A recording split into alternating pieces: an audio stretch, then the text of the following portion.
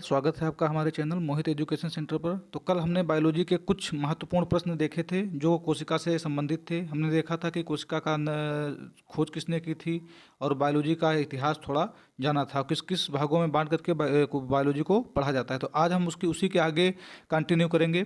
तो कोशिका से संबंधित कुछ महत्वपूर्ण प्रश्न पूछे जाते हैं। सबसे पहले मैं आपको वो करवाऊंगा, उसके बाद में कोशिका के बारे में अन्य जानकारी। तो पहला क्वेश्चन है कि सबसे बड़ी कोशिका, जैसा कि आप देख पा रहे होंगे कि सबसे बड़ी जो कोशिका है वो कौन सी होती है। तो सबसे बड़ी कोशिका जो है वो शुतुरमुर्ग का अंडा होता है।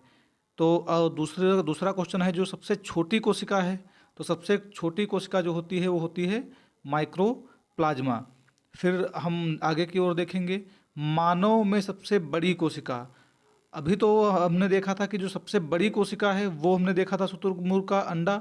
फिर ये पूछ रहा मानव में सबसे बड़ी कोशिका। तो मानव में जो सबसे बड़ी कोशिका होती है ओभम या अंडाणु होती है, जो केवल महिलाओं की ओवरी में पाया जाता है। जो महिलाएं, जहां महिलाओं में अंडाणु का यानी अंडे का विकास होता है वहीं पर ये पाया जाता है। अंडाणु यानी ओभम जो होता है वही मानव में सबसे बड़ी कोशिका होती है। फिर नेक्स्ट क्वेश्चन आपसे पूछता है मानव में सबसे छोटी कोशिका। तो मानव में जो सबसे छोटी कोशिका होती है वो शुक्राणु यानी स्पर्म, जो केवल पुरुषों में पाई जाती है। तो यहाँ पर आपको क्वेश्चन कंफ्यूज करने के लिए बनाएगा कि मानव में सबसे बड़ी कोशिका कौन सी है। तो अगर आपसे पूछेगा मानव में सबसे बड़ी कोशिका तो आप ओभम बताएंगे, और अगर आपसे पूछता है कि सबसे बड़ी कोशिका तो आप जो है शुतुरमुर्ग का अंडा बताएंगे। तो यहाँ तक अगर आपको कोई कन्फ्यूजन नहीं होना चाहिए।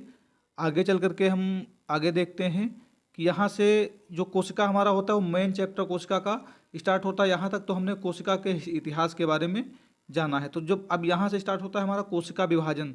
तो कोशिका विभाजन क्या होता है? कोशिका विभाजन जैसे हम इसमें लिखा हुआ है, आप पीडीएफ में देख पा रहे होंगे कि सामान्य तौर पर कोशिका का टूट कर पुनः निर्माण होना ही कोशिका विभाजन होता है। यानी कोशिका क्या होता है कि जैसे हमें कहीं पर चोट लग जाती है, हम चलते हैं गिर जाते हैं, तो वो जो चोट होती है वो पुनः ठीक हो जाती है। तो जो ठीक होती है उसी को ही हम कोशिका विभाजन कहते हैं। जैसे कि छिपकली की पूंछ हमने देखा होगा कट जाती है, कटने के बाद दोबारा से आ जाती है, तो वो कोशिका विभाजन के ही कारण आती है। अगर कोशिका विभाजन नहीं होगा तो हमारे शरीर पर जो घाव होते हैं या जैसे ये ठीक नहीं होंगे। तो कोशिका विभाजन मतलब से अगर ज़्यादा होगा तब भी खराब है।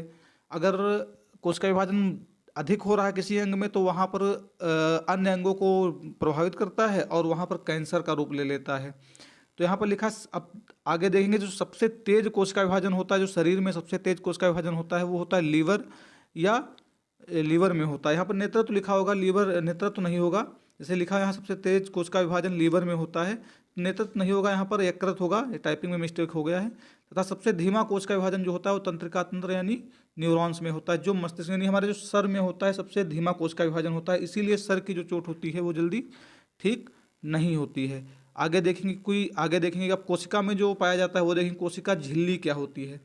यह एक अर्धपारगम्य झिल्ली होती है। अर्धपारगम का मतलब होता है कि इसमें से थोड़ा थोड़ा कुछ भी निकल सकता है, थोड़ा थोड़ा इधर से उधर देखा जा सकता है, लेकिन बिल्कुल स्पष्ट नहीं देखा जा सकता है, जो कि प्रोटीन की बनी होती है। तो आपसे ये भी क्वेश्चन पूछ सकता है कि कोशिका झिल्ली किसकी बनी होती है, तो आप बताएंगे प्रोटीन की बनी होती है। तथा इसके अंदर अंग पाए जाते हैं, जो कोशिका के अंग हैं वो पाए जाते हैं, वो हम आगे देखेंगे।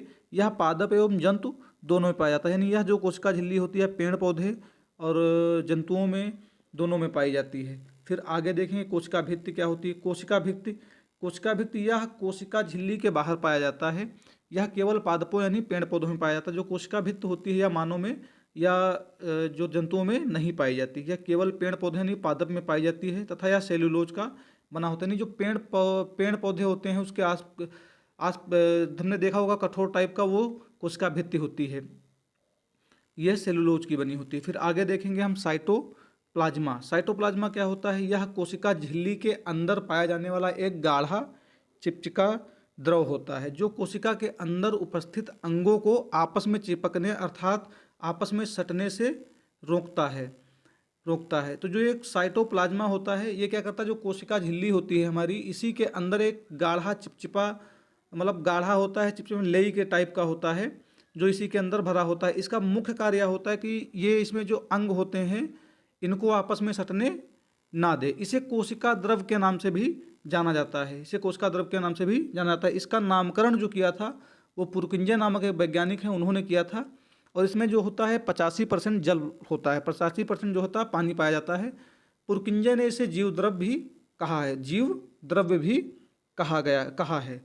कोशिका द्रव को कोशिका के भौतिक जीवन का आधार भी कहा जाता है। कोशिका द्रव जो होता है यानी जो साइटोप्लाज्मा होता है हमारा, इसको कोशिका के भौतिक जीवन का आधार इसलिए कहा जाता है क्योंकि अगर ये कोशिका में नहीं होगा तो कोशिका के जो अंग होंगे वो आपस में सट करके नष्ट हो जाएंगे और हमारी कोशिका ही नष्ट हो जाएगी, अर्थात कोशिका का निर्माण ही नहीं हो पाएगा।